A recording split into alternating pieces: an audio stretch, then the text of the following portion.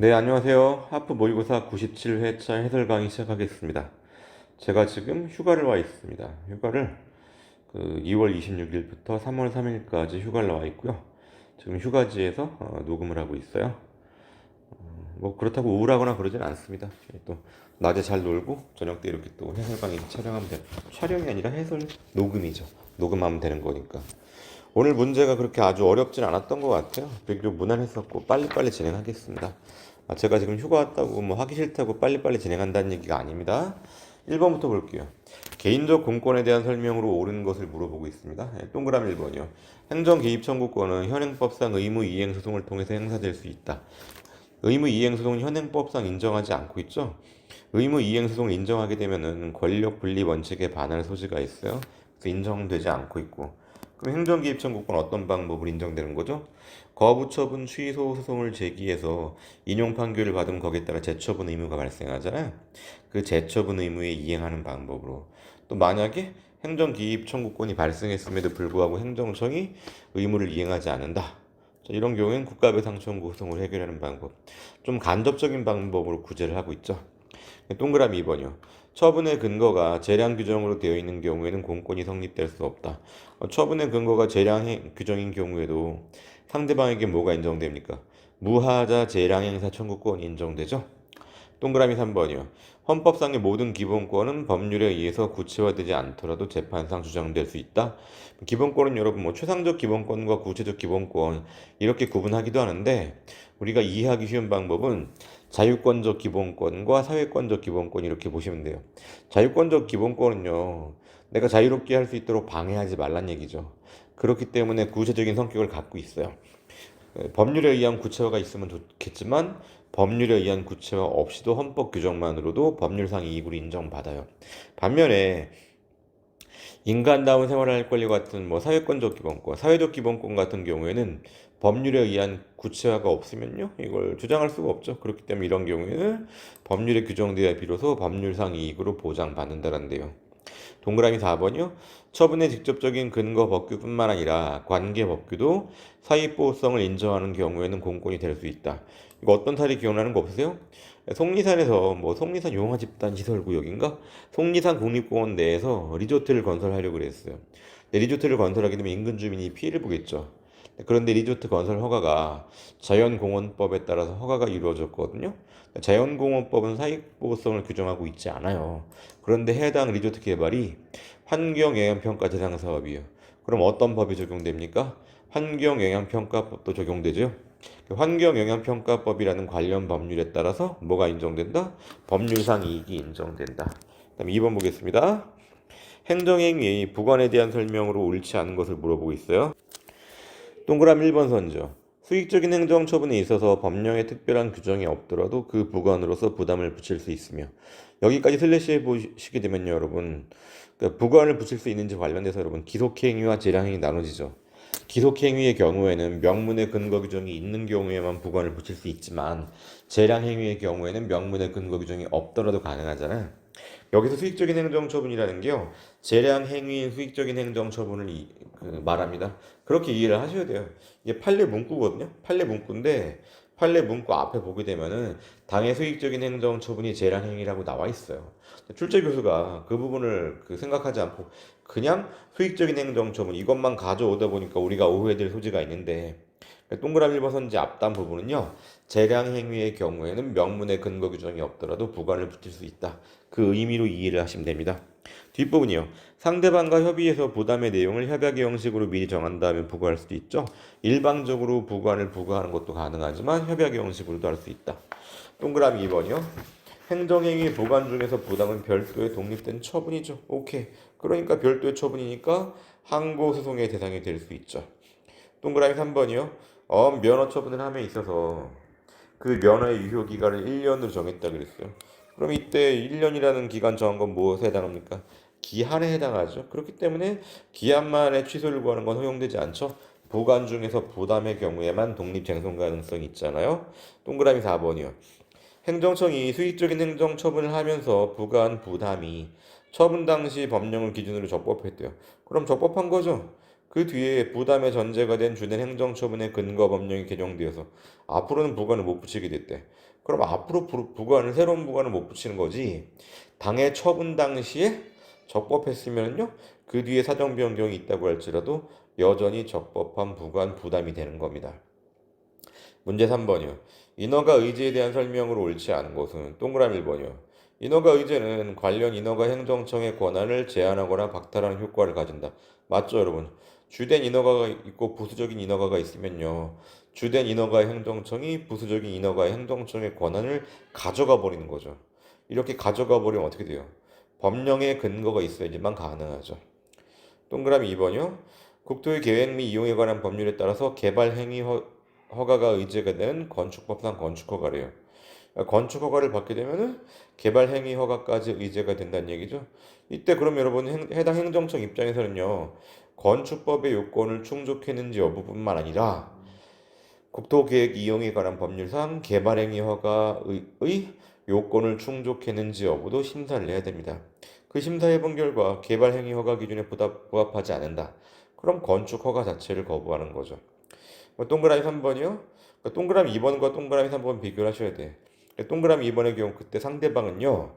건축 허가 거부 처분에 대한 취소 소송을 제기해야 돼요. 한편 동그라미 3번은 주택건설사업계획 승인 처분에 의해서 의제가 된 인허가 위법을 다투고자 하는데요. 그럼 이때 주된 인허가가 이루어지게 되면은 의제된 인허가 의제까지 되는 거죠. 그런데 문제 삼고 싶은 게 의제된 인허가를 문제 삼고 싶대.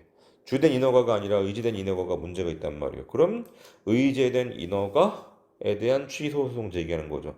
동그라미 2번은 주된 인허가 거부 처분 취소 소송이고요. 동그라미 3번은 의제된 인허가에 대한 취소 소송을 제기하는 겁니다. 한편 동그라미 4번이요. 주된 인허가 행정청은 주된 인허가를 하기 전에 관련 인허가에 관해서 미리 관계 행정청과 협의를 해야 되겠죠. 물론 이때 협의의 성격이 승인이냐 아니면 말 그대로 협의, 의견 교환만 하면 충분하냐 논의가 있거든요.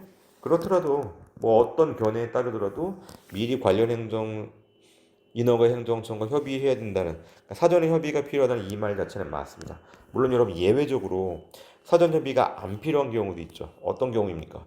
선승인 후 협의제 별도로 그 법령에 명문의 근거 규정이 있어서 선승인 후 협의제에 해당하는 경우가 아니라면 사전 협의가 필요하다고요. 4번이요. 허가의 갱신에 대한 설명으로 옳지 않은 것을 고르래. 동그라미 1번. 종전 허가 유효기간이 지났습니다. 그럼 종전 허가 효력이 상실되는 거죠? 그 뒤에 한 기간 연장 신청은 허가의 갱신이 아닙니다. 이건 신규 허가를 구하는 거로 봐야 되겠죠. 동그라미 2번이요. 허가 처분의 기간이 부당히 짧다. 예컨대 허가 처분이 하천 점용 허가예요. 그러니까 이게 댐 건설을 위한 하천 점용 허가란 말이에요. 그런데 댐 건설을 위한 하천 점용 허가를 해주면서 1년으로 정했습니다. 여러분 댐 건설하려면요 기간이 얼마쯤 걸려요? 10년 정도가 걸리는 장기 공사죠. 그렇다면 그 기간은 허가 자체의 존속 기간이 아니라 허가 조건의 존속 기간으로 보는 거죠. 무슨 뜻이에요? 그러면 갱신할 때마다 조건만 새로 정하는 겁니다. 그래서 허가 조건의 존속 기간으로 뭐 여기까지 맞고 앞단 슬래시하신 맞고 뒷단 틀렸죠. 종기가 도래하기 전에 연장에 관한 신청이 있어야지 허가의 갱신, 동일성이 인정되는 허가의 갱신이 이루어지는 겁니다. 아무리 조건의 존속 기간이라고 할지라도 종기가 도래했다. 그럼 종전의 허가는 소멸되는 겁니다. 동그라미 3번이요. 허가의 갱신으로 종전의 허가가 실효되는 것은 아니므로 그렇죠. 허가 갱신이 있게 되면 종전의 허가가 동일성을 유지하는 거죠. 그렇다면 갱신 전의 위법 사유가 치유되는 게 아니라 갱신 전의 위법을 이유로 갱신 후에도 제재를 할 수 있는 겁니다. 동그라미 4번이요. 갱신 허가 신청이 있으면 갱신 허가 당시에 해당 법령과 관련 법령 규정상의 허가 요건에 맞는지 저촉되는 점이 없는지 여부와 공익 등을 고려해서 갱신 허가 여부를 결정한다. 갱신 허가가 이루어지면 동일성 유지되는 거 맞죠? 그렇기 때문에 종전 수허가자의 기득권도 보호해주거든요. 그러니까 특별한 사정이 없으면 허가가 나와요. 뭐 그런 면에서 뭐 기속행위라고 봐도 좋고 그런데 여러분 갱신 허가도 별도의 독립된 처분이죠. 그럼 행위시법주의에 따라서 갱신 허가 당시의 법에 정한 요건도 충족해야 되는 거죠.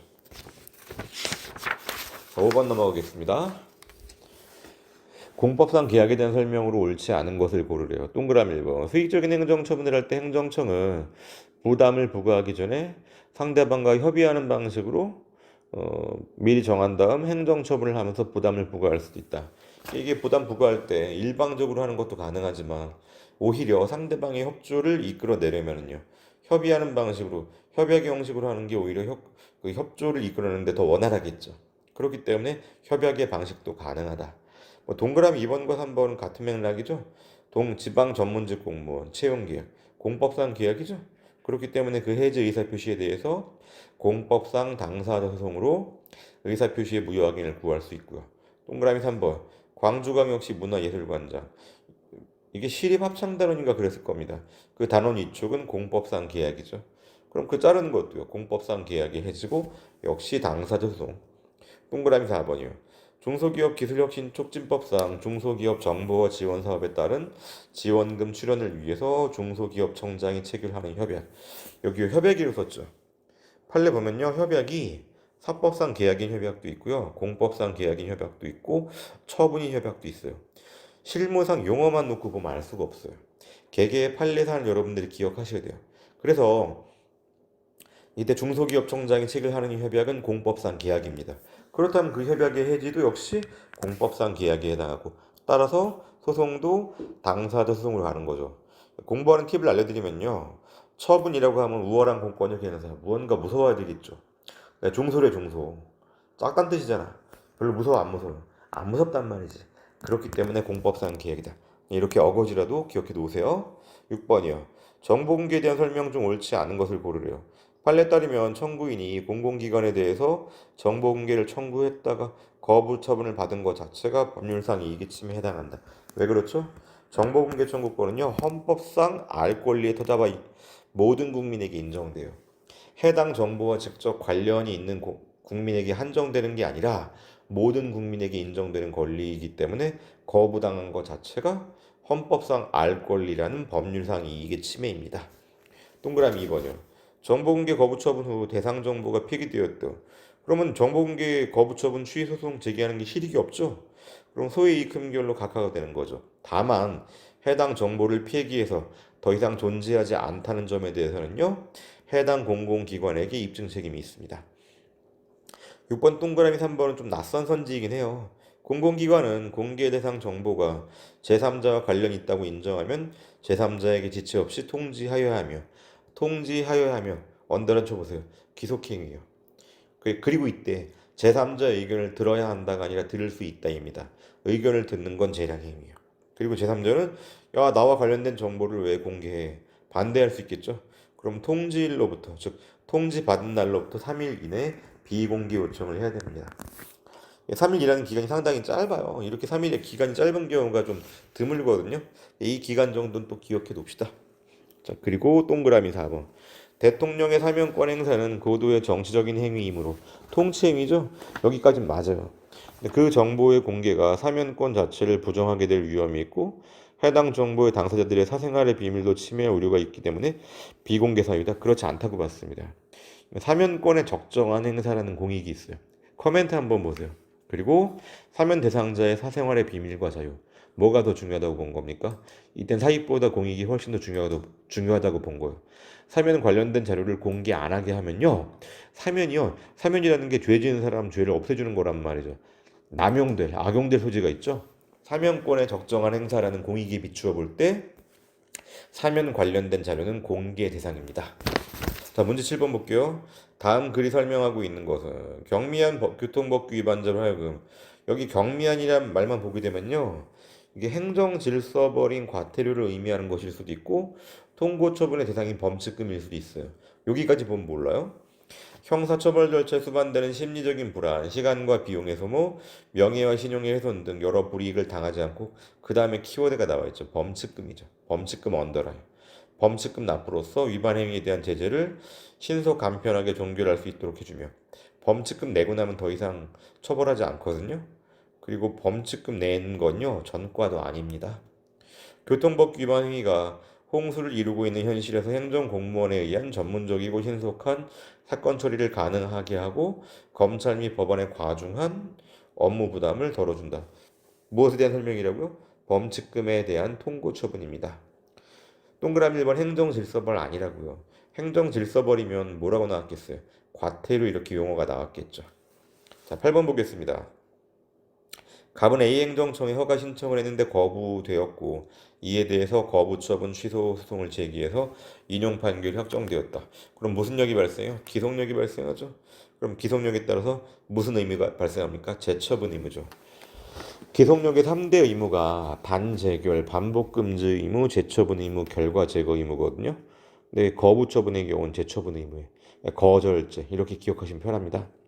거부처분 절차 위법은 재처분 의무라고요. 동그라미 2번이요. 위 거부처분이 실체적인 위법을 이유로 취소가 되었다. A 행정청은 취소 판결의 기속력에 의해서 다시 거부처분을 할 수 없고 갑에게 반드시 허가처분을 해야 됩니까? 다른 거부 사유가 있으면 또 거부할 수 있어요. 어떤 사람이 유흥주점을 하겠다고 유흥주점 영업허가 신청을 했는데 식품위생법 위반을 이유로 거부를 했거든요. 근데 소송 진행되다 보니까 판사가 그랬어요. 식품위생법을 위반한 사실은 없다. 그럼 동일한 식품위생법 위반을 이유로 재차 거부하는 건 안 되지만 만약에 그 해당 지역이 청소년 보호구역이다. 그럼 청소년 보호법에 따라 재차 거부하는 건 가능하다고요. 반드시 허가 처분을 해야 되는 건 아닙니다. 동그라미 3번. A 행정청이 기속력에 반하는 재처분을 했다. 이건 법원의 판결에 반하는 거죠. 법원의 확정 판결에 반하니까 그 하자가 끔찍해요, 안 끔찍해요? 끔찍하죠? 그러니까 당연 무효예요. 동그라미 4번이요. A 행정청이 재처분을 하긴 했는데 이게 기속력이 위반된대. 어떤 사례 생각하면 돼요? 동일한 사유로 재차 거부한 경우. 제가 동그라미 2번 설명할 때 식품위생법 위반을 이유로 거부했는데 이 해당 소송에서 인용 판결 나왔다 그랬단 말이에요. 그럼 동일한 식품위생법 위반을 이유로 다시 거부하는 건 기속력이 위반되는 거죠. 그러니까 뭐가 가능해요? 간접강제가 가능하죠. 한편 여러분, 간접강제는요 모든 판결에서 인용 판결에서 인정되는 게 아니라 거부처분 취소 판결의 경우에 간접강제가 인정되는 겁니다. 그러니까 적극적인 침입 처분은 간접강제 대상이 아니에요. 소극적인 침입 처분인 거부 처분 취소 판결의 경우에 간접 강제가 인정된다. 9번이요. 행정소송법상 취소 소송의 규정이 무효확인 소송에는 준용되는데 부작위 위법 확인 소송에는 준용되지 않는 거. 부작위 위법 확인 소송에 준용 안 되는 게 뭐가 있어요? 부처 집사죠? 답은 동그라미 3번이죠. 무효등 확인 소송에 준용 안 되는 건 무심 제기 접사잖아요. 그러니까 무효등 확인 소송은요 동그라미 3번에서 처분 변경으로 인한 소외 변경 규정이 준용이 돼요. A 처분이 B 처분으로 바뀐다. 그럼 무효인 A 처분이 무효인 B 처분으로 바뀐다. 그러면 A 처분에 대한 무효 확인 소송을 B 처분에 대한 무효 확인 소송으로 바꿀 수 있는 거죠. 뭐 좀 강의를 하니까 해설을 하니까 이렇게 여러분들의 이해를 돕기 위해 설명을 하는 거고 여러분들은 시험장 가면요 무심 제기 접사 부처 집사 이거 떠올리시면 됩니다. 시험장 가면 빨리 풀어야죠. 자, 맨 마지막 문제 10번 보겠습니다. 행정심판은 이 재결에 대한 항고 소송에 관한 설명으로 옳은 것을 고르래요. 동그라미 1번. 제3자효를 수반하는 행정행위에 대한 행정심판 청구. 뭐 생각해 볼까? 제가 가장 자주 다루는 사례가 뭐예요? 연탄공장이죠. 연탄공장 영업허가 처분에 대해서 인근 주민이 영업허가 처분에 대한 취소 심판을 청구했어요. 이게 인용 재결이 나왔습니다. 그럼 인용 재결의 내용은 뭐예요? 연탄 공장에 대한 영업 허가를 취소한다. 그럼 영업 허가가 날라간 그 연탄 공장 주인이 법원에다가 재결 취소 소송 제기할 수 있죠. 그러니까 동그라미 1번 잘못되었죠. 두 번째 줄 보세요. 동그라미 1번 두 번째 줄. 그 청구를 인용하는 재결로 비로소 권리 이익을 침해받게 되는 자 연탄 공장 주인이죠. 인용 재결 취소 소송 가능합니다. 동그라미 2번이요. 원처분주의에 반해서 재결에 대한 항고 소송 제기했대요. 그런데 재결 자체에 고유한 위법이 없대요. 여러분 취소 소송을 제기하면요. 본안 판단 대상은 재결의 고유한 위법이죠. 정확히 얘기했죠. 본안 판단 대상이라니까 재결 고유한 위법이 없으면 기각하는 거죠. 동그라미 3번이요. 서면에 의하지 않은 재결. 이건 재결 고유의 하자죠. 그 하자 중에서도 형식상 하자죠. 여러분 원님 재판하는 거 아니잖아요.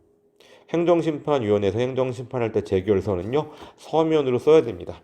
서면으로 쓰지 않았다. 그럼 재결 고유의 하자죠. 그리고 그 하자는 무효사유입니다. 동그라미 4번이요. 기각재결에 대해서 원칙적으로 재결 자체 위법을 이유로 항고소송을 제기해야 된다. 여러분, 기각직을 다투는 건 뭐요? 왜 내가 행정심판 청구했는데 내 말 안 들어줬냐 이거죠. 이런 경우에는 재결 자체에 고유한 위법이 없다면 원칙적으로 원처분주의에 따라서 원처분 취소 소송을 제기하는 겁니다. 원처분의 위법을 문제 삼는 거라고요. 재결의 위법을 문제 삼으려면 재결 고유의 하자가 있다는 말이 나와야 되겠죠. 자, 이렇게 해서 10번까지 다 풀어봤고요. 자, 뭐 놀러 와서 하려니까 약간 어색하긴 하네요. 뭐 그래도 뭐 해설 자체는 문제 없었다고 보여집니다. 네, 수고하셨습니다.